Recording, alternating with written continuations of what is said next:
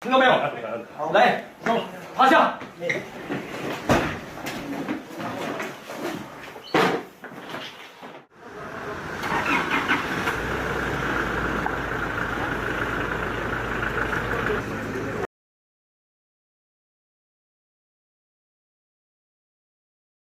大家好，我是强叔。那么今天想和大家聊一聊我最近遇到的几个让人揪心的求助案例啊，这些故事都发生在我们同志群体当中，它涉及到情感操控、分手暴力，甚至还有敲诈勒索哈。我们的视频的后面我也会给出一些建议，因为在亚洲的一些地方啊，同志群体的敲诈勒索还是比较常见的。我也希望我们各位朋友在看完这个视频之后，在留言区写下您的建议和应对的策略。先讲的这两个案例的话呢，都是上个月遇到的。而且呢，都来自我们北方的城市哈。你们两位求助者都是在体制内工作。第一位的话呢，他因为在网上认识了一位在异地城市工作的男童，那么两个人呢在假期吧共同生活了几天，但是呢，这位求助者就发现呢，对方的这个表现有点不太对劲啊，这个情绪啊，这个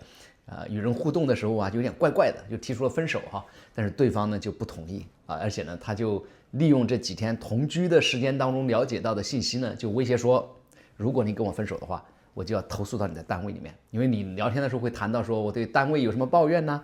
或者说我对同事有什么这个抱怨呢，他都把这个作为证据，说我都要投诉到你的单位里面去。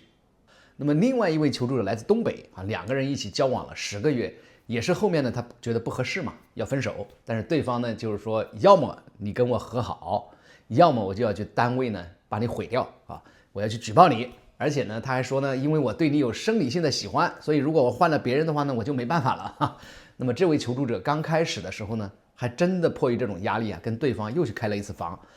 同居了一段时间。但是他说，因为内心是强迫的，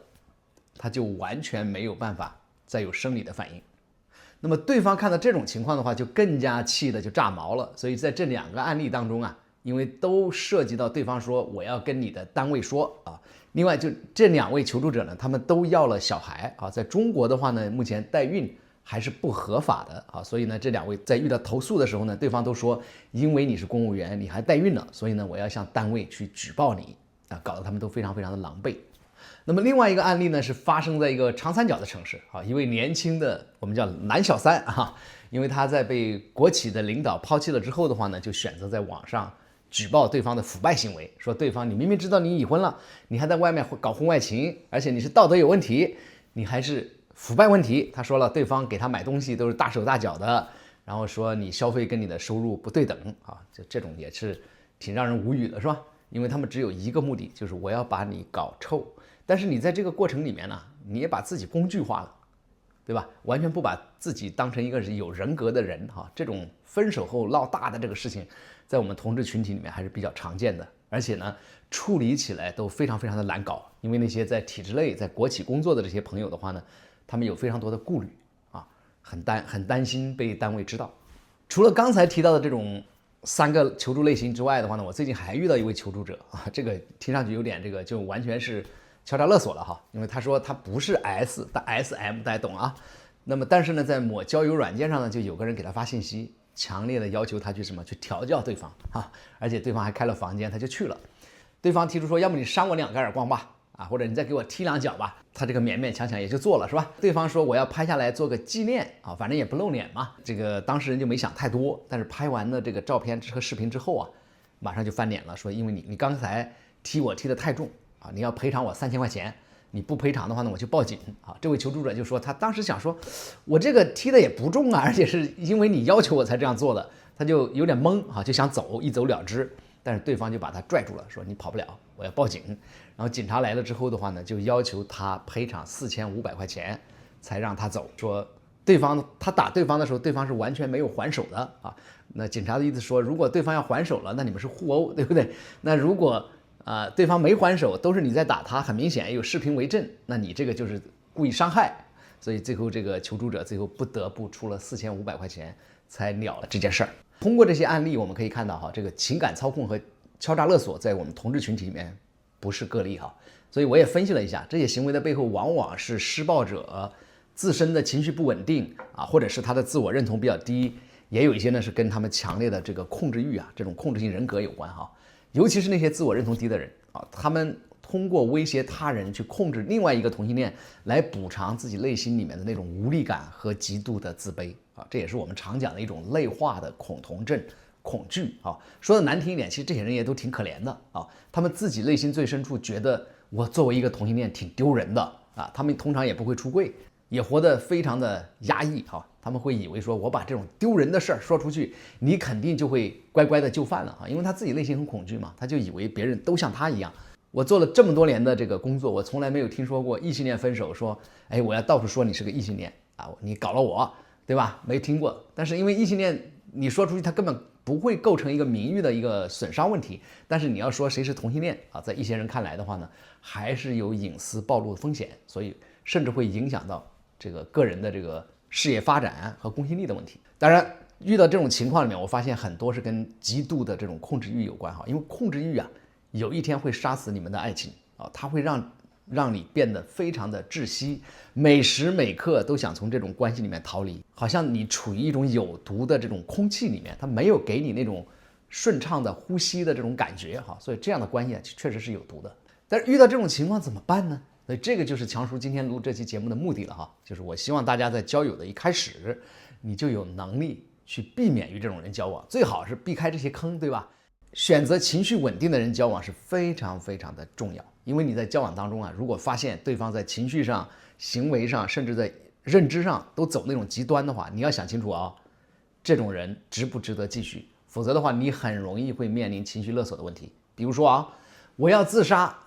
对吧？一会儿我要跳楼，你搞到你就会很难受。当然，具体的方法哈，我认为有观察法，比如说你要看看你在跟他交往的过程里面，他有没有这种极端的行为，哎，多观察，对吧？多提问啊，这种问询法，比如说你要问问说，他之前跟他的前任分手的时候有没有搞过这些事儿啊？如果他原来也搞这些事儿的话呢，你就要警惕哈。第二个问题啊，我就觉得说你要找那种自我认同好的人交往，因为你要找对象的话，这个非常非常的重要。你跟同性恋者交往，但是如果对方连自己是同性恋这个事儿都躲躲闪闪的话，那你们这个交往就会非常非常的别扭哈。当然，强叔也总结了一些语言哈，容易让你识别出，哎，哪一种人是自我认同不好的。比如说，你跟他一交往的时候，对方就避而不谈自己的身份啊，甚至贬低某些同性恋群体，说啊，我觉得那些娘炮的同性恋好恶心哦，我真的不想理他们这种，或者说频繁的说我不想让别人觉得我是同性恋啊，我不喜欢那些同性恋的做派什么之类的这些话语啊，你听到以后你就升起一种感知，就觉得说这种人可能自我认同不好。还有哦，比如说，哎，如果可以选择的话，我宁愿做一个异性恋。假设你听到对方讲这样的话的话，你也知道他的自我认同还不太好啊。也有一些就觉得说啊，我们就不要太公开我们的关系啦，我们这种关系如果被别人看到，我们就没法生存呐啊，或者说在恋爱当中有强烈的自卑感呐，总是觉得说，哎呀，我们同性恋这种感情不像异性恋呐，不如异性恋呐啊，就是极力的这个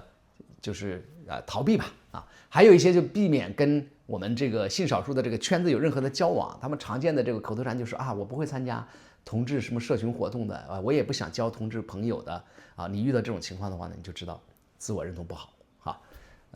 还有很多啊，比如说有的人说啊，我为了家庭和社会的期待，以后我是要行婚的，或者说我是要跟异性结婚生子的，或者说啊，我觉得同志群体都在影响社会风气，我是被别人勾引才成为同性恋的啊，其实我是双性恋哈。或者说我要跟异性结婚，刚才也讲了，那遇到这种情况的话，通常都是自我认同不太好，你最好小心跟这种人交往。